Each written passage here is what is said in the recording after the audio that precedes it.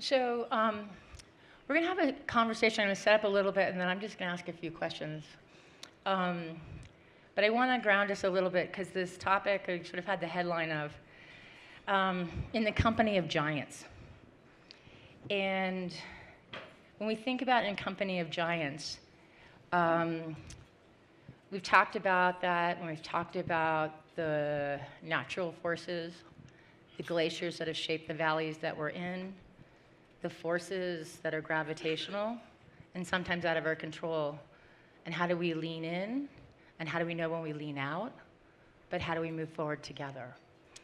And I was thinking about a quote that said, so you think about, like, what's a giant? But if a person continues to see giants, it means they're still looking at the world through the eyes of children.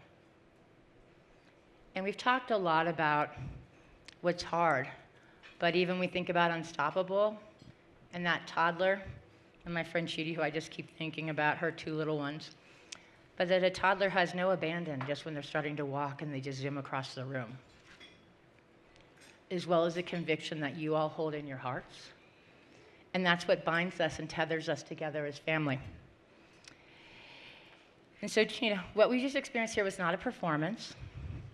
This was really an invitation to feel much more deeply, to remember much more fully, and to imagine much more freely.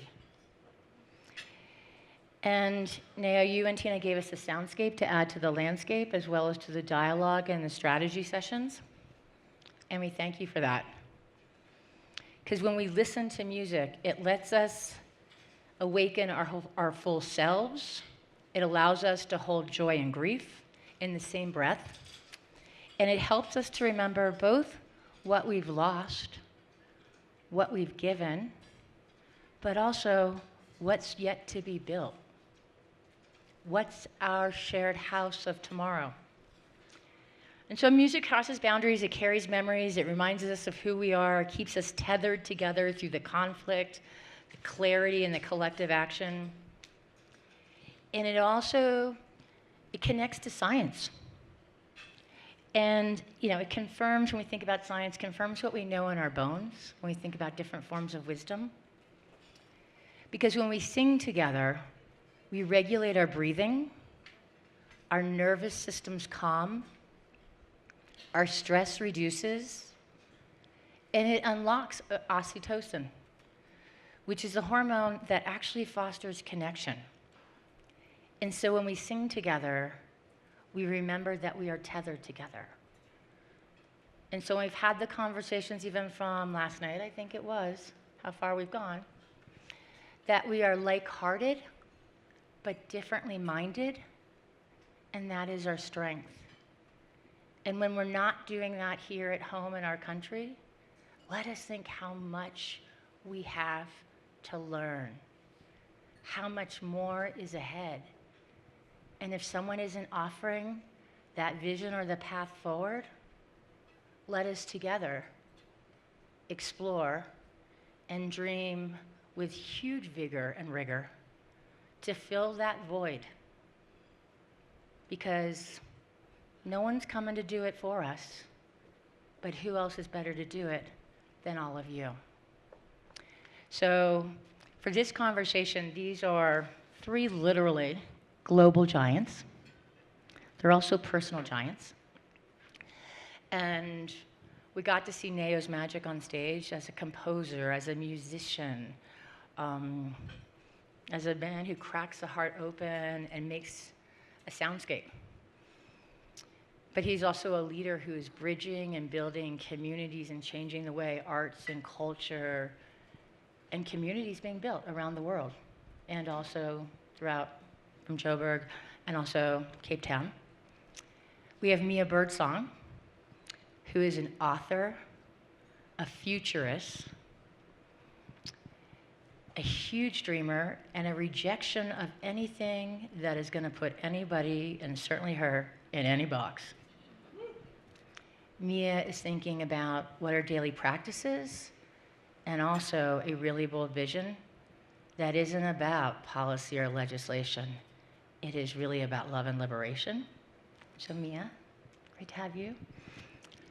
And then Laura Huerta Migus, cultural anthropologist, one of the most curious and open and creative bridge building people I know, came through the Children's Museum Association, who is passionate about what art and community can look like. She's still quasi being paid as the deputy director of the Institute for Museums, Library, and Science Services for the US government. But she has served as literally the US government's curator, visionary for the museums and culture, and with colleagues also in library. And she has thought about this work so much when we think about community and trust. So that's it from me. And I really want to start first with maybe Neo, then Mia, then Laura, to just share kind of the vision of your work, where your work is breaking through, what's shaping it, but just bring your vision into this room. Thank you, Anne. Again, it's so good to be here and to be sharing this moment with the two of you. We met over lunch, and I felt very much a kindred spirit, so thank you very much. My work is twofold. As a composer, I work a lot with communities around choral practice. Because our country is a choral country, there's a cliche about South Africans sing for whatever excuse. It's actually true. We have a song for everything and every moment. But what it also gives is a sense of connection to people who have been marginalized historically.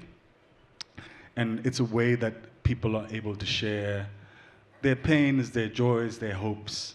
And so I work a lot as a researcher to try and also understand what the songs we make tell us about ourselves, and how the songs that we keep regurgitating and repeating also tell us maybe something troubling about the rut, the stuckness that we are in.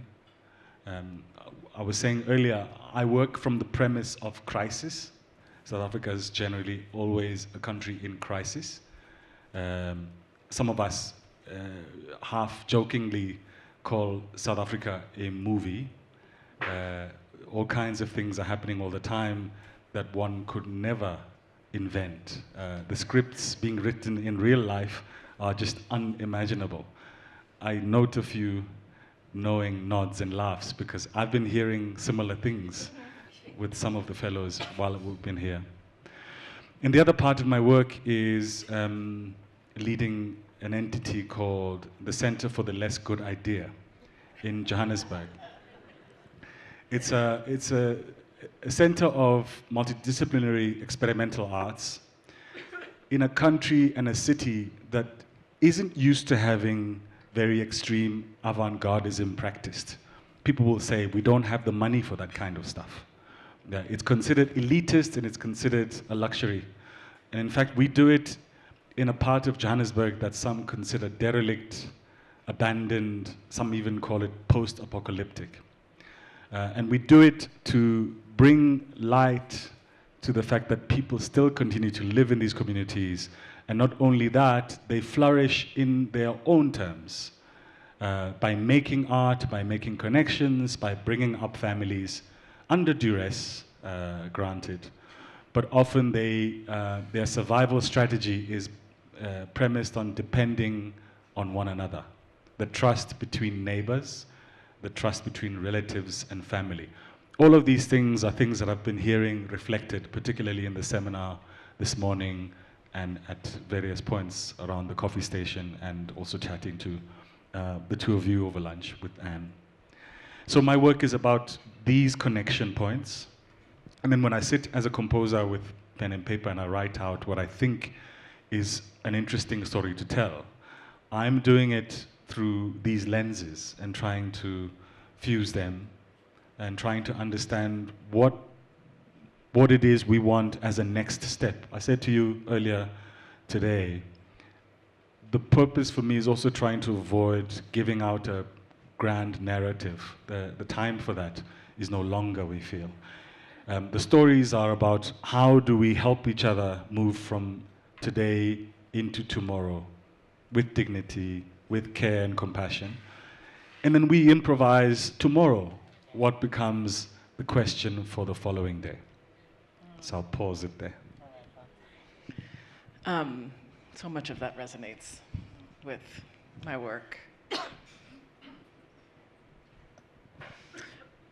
So one of the giants that I consider in my lineage is Harriet Tubman.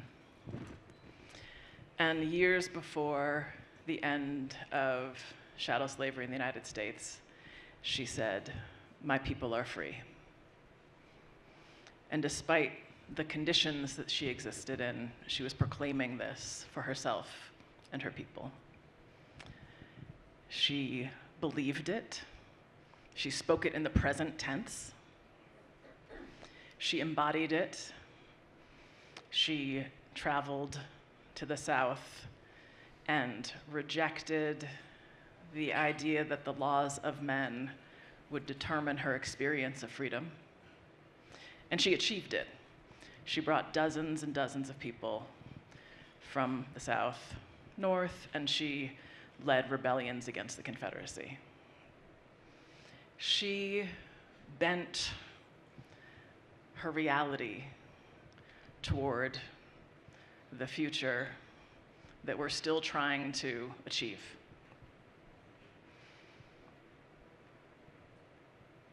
How we live in the present determines our future.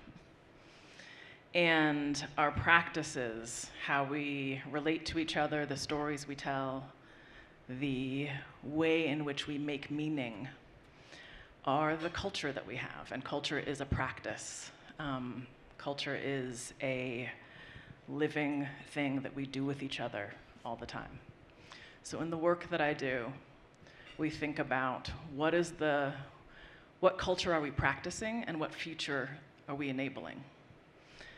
The freedom that America practices is one of toxic individualism.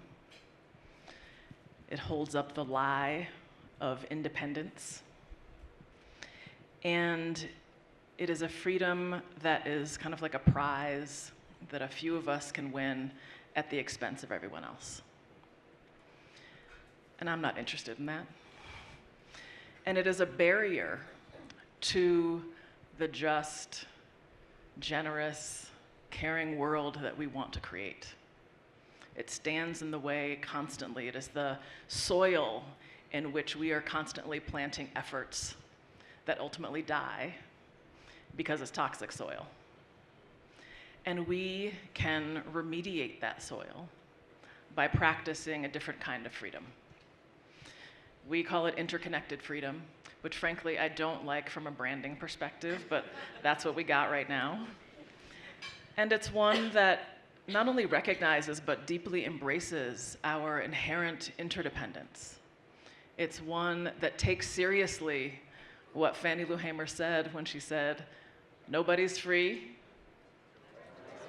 right? Like, it's what my friend Eric Liu says, that we're all better off when we're all better off.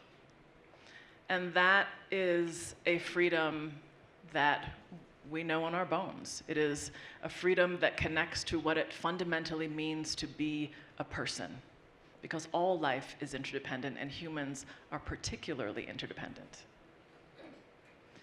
So the work we're doing is about uncovering where interconnected freedom already exists, because all of us know what it is and all of us are practicing it in some ways. We might not call it freedom, but that's what it is. We are looking for the fertile ground where interconnected freedom can be fostered and tended to. And we're trying to understand what the barriers are, both the external systemic barriers, but also our internal barriers, the ways in which we have metabolized America's version of freedom, and the practices that help us excavate that version of freedom from us so that we can be with each other. And we really think of this work not as just a nice thing to have or like an addition, but they are survival skills. And when I think about the collapse that we're in, and the way that collapses go, which is they get worse, I'm clear that the skills that we need are about being in relationship with each other. They're skills of mutuality and solidarity and an abundance, as we discussed in our group today, an abundance that also understands enoughness. That is the abundance where there is enough for all of us. So that's what we're working on. We're just trying to change what everybody believes freedom is. You know, just a little thing.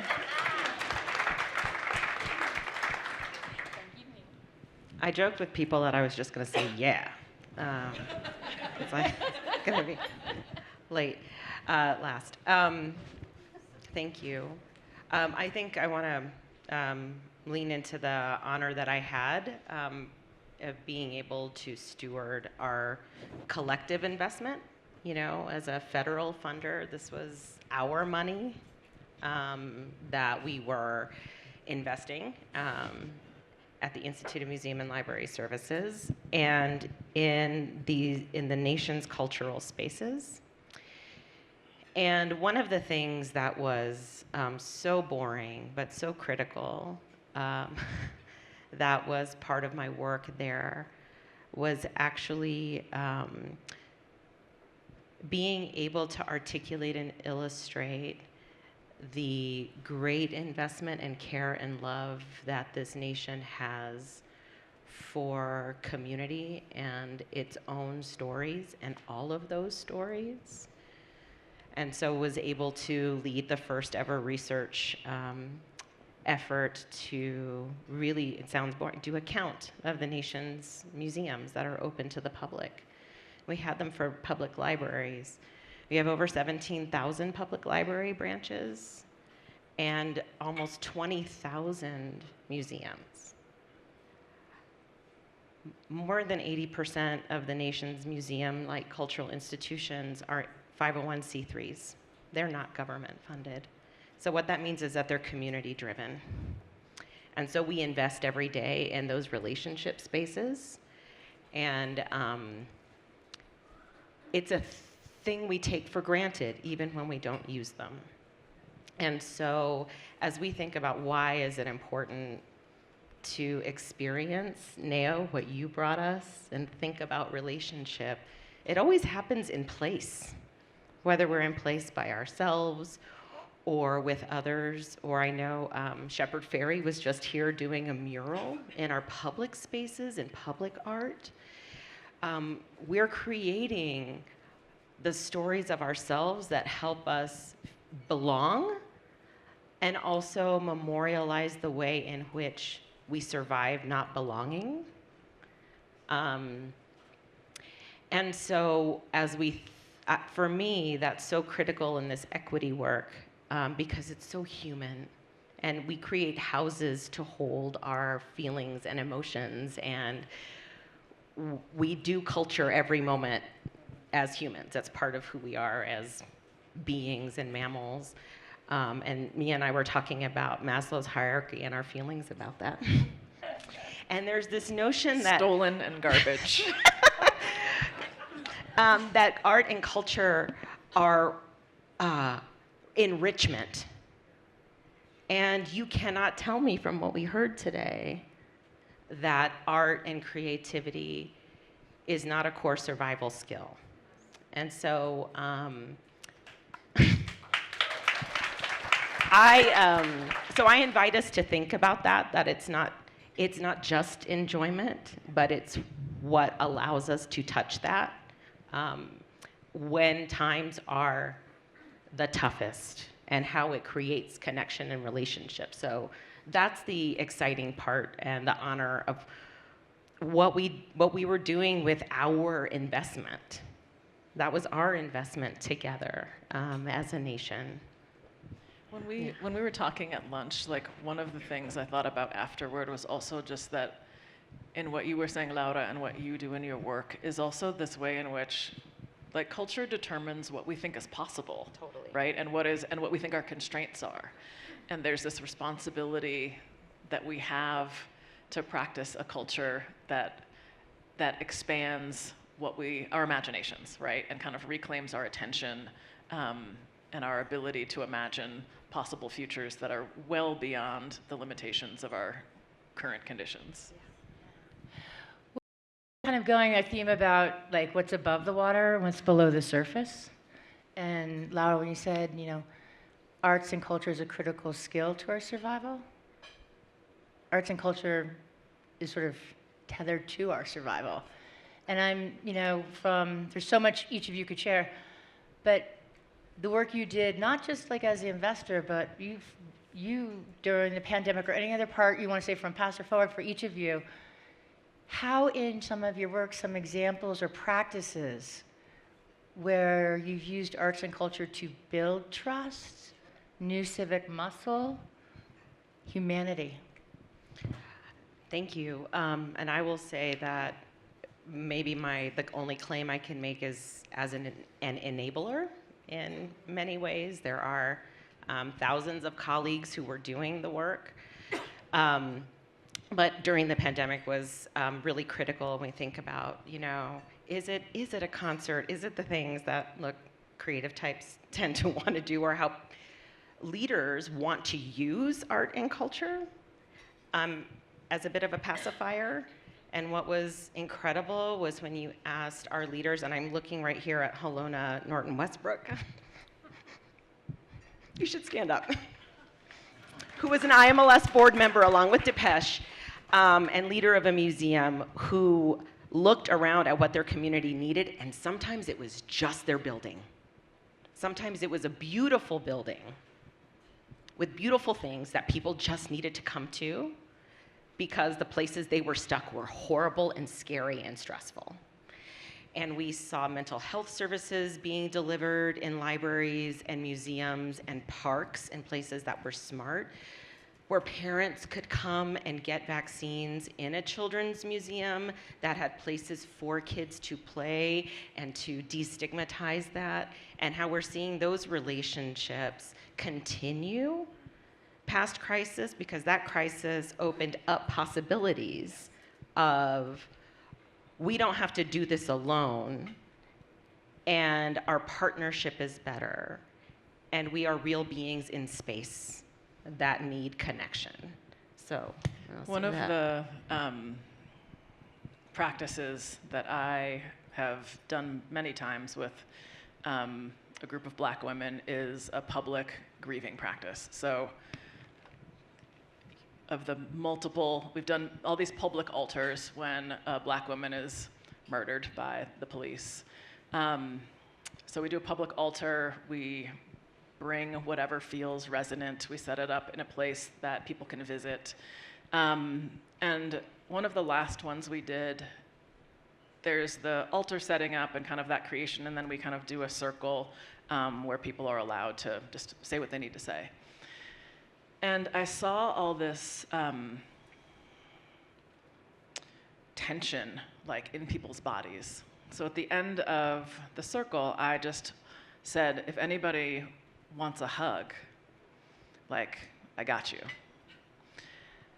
And I didn't really know, I was just that felt like the offering that needed to happen. And I had a line of 10 people, and they came up to me, and I held them, and I could feel their bodies just let go. And they just started crying.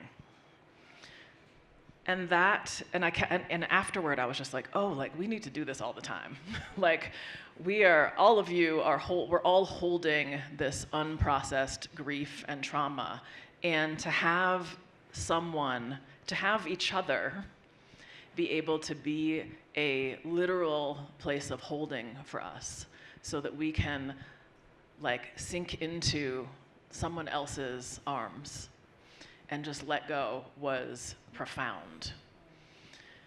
So I'm just gonna say this. If any of y'all need a hug, and I have very good boundaries, so if I'm not feeling it, I'll tell you no. And I'm saying that, I know that's funny, but I'm saying that just so that you don't have to worry about imposing upon me. You can trust that I will say not right now if I don't have that capacity, but I have a lot of capacity right now, so if any of y'all need a hug while we're here, please come to see me.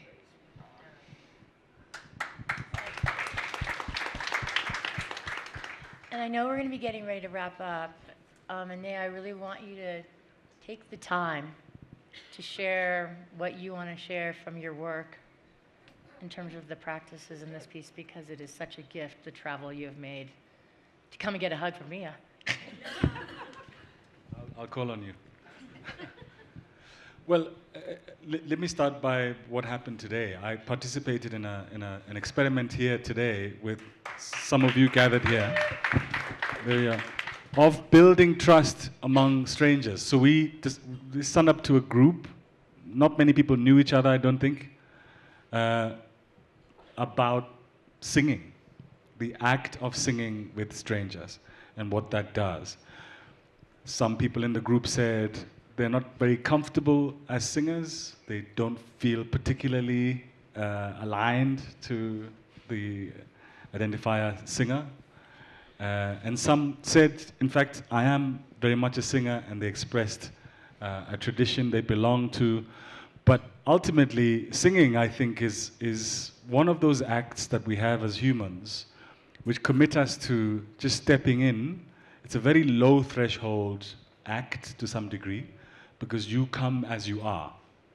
And the expectation is whatever voice you have, particularly when it's a collective singing exercise, whatever voice you have is the right one.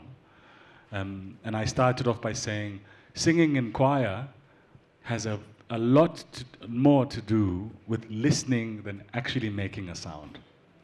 It starts with you listening to the people on either side of you, who's in front of you, who's behind you, and leaning on each other is really the core of what the practice is. And so I think of it as a techne. It's a technology for building trust and making community spontaneously, actually.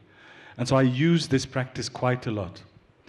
And I'll go back to this idea of four-part harmony, right? These four voices which are representative of the diversity in the human race, right? Some people have very high voices, some have mid-high voices, some have middle voices, and some very low voices. It's all of these voices coming together that create a sense of a choir that sounds good.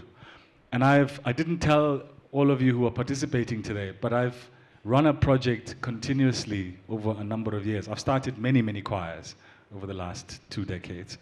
Some of those choirs I started with the invitation to people who were told they can't sing and should never make a sound. And in one of these projects, which is actually my Ali project, I belong to the Africa Leadership Initiative. One of my first projects, we called them projects at that point, was to bring people together who were told never to make a sound because they don't sound good. And my aim was to understand, if you commit to this act of singing as a practice, which means you come to it, you practice it almost daily or regularly, what does it offer up? And what eventually happened is the choir of non-singers started sounding so good, we ended up being invited to perform, to open events, usually to do with activism. And it was a proof, actually, that this form of singing can be available to all of us. It's trusting your colleagues, but it's also trusting yourself to make that step. And so in that sense, it's one little anecdote that I can share about this particular practice.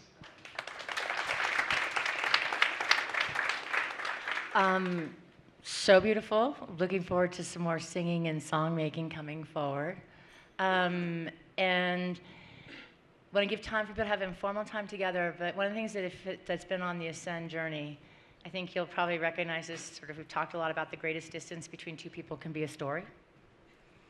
And I think one of the shifts that I'm experiencing is not only the greatest distance, but the way to warm a heart or crack a hardened mind is the power of the song. And I think we can get very analytical. We can get very focused. But when I think about Neo saying the importance to be in a choir is the ability to listen and still to discover. And the conditions aren't always set for that, but the music is in this room. And so when you think about all the dimensions of who everyone in this room is, this is so much more than the next house. This is a way to be on the path to tomorrow together. So please join me in just giving our love to these giants, Mia Birdsong. Before we go there, Lori reminded us, that's right, that we are meant to share a song, which is where I thought you were going. I was going to do it, but they had the little thing here, so I didn't know which Lori wanted. We're going to do it anyway. So, hey, I was trying to, wait, where's Lori? Where's Lori? Okay, I want to get one more time, because thank you, Mia. She's going to ask the last question. But I just want to go on record, and anybody who knows me an inch, I am being the most well-behaved throughout this entire time, following the rules of the team. Thank you. I am following Lori's rules. She reminded Laura and I that we each are going to share a song that is helping us get through this moment, and then you all are going to put in Huva a song that, I don't know, that's how you have to say it, right? A song that is helping to get you through this moment, and then we're going to have a little playlist of like inspirational music for all of us, all right? Yes. So I'll go first because I'm talking. There's this Gil Scott-Heron song called I Think I'll Call It Morning. Oh, y'all, it's so good. No, I will not. You will look it up in a second and then you'll listen to it. All right, that's my song. All right, someone else can go while you're thinking because we do have time. Yeah. Oh, you want to share? Do you have one? I do have one. Go ahead. Okay, I was thinking about Tiana and walk-up music, and I hope you all have walk-up music when you're gonna do, okay, so one of my walk-up songs to put it on is Hold On by the Alabama Shakes, which says, come on, Brittany, you gotta get on up. So that is the song, that was my walk-on song, prep song today. All right, I'm going to get that, and Nea's going to close this out. So my walk-up song was actually George Benson, who I grew up in Pittsburgh in East Liberty, where my mom, who I'll be going from here for her memorial service, built the first special needs school in East Liberty. Before it's all that, and I used to later in life be a kid sitting in the corners, but then later in high school I'd sort of sneak into the bars underage and got to see George Benson before he became famous and Turn Your Love. So turn your love around. So Neo, turn our love light on and off and send us for the evening. But the song that keeps coming back to my head, I'm sorry I can't remember the band, but I'm sure you all know it. It's like a funk song. War. Huh. What is by war. good for? Absolutely nothing. Say it again. And I love that. I love that particularly for this moment, because we're still making wars that we know are not good for anybody. Thank you. So I feel like shouting that out loud. all right, give it up for Mia, Laura, and Neo, and everybody here. Woo!